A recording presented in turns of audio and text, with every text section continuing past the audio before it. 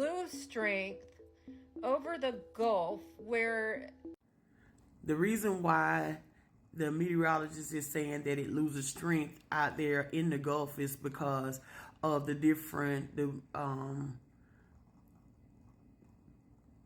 temperature of the water of the ocean. Like in some parts it's a little cooler, and then some parts a little hotter.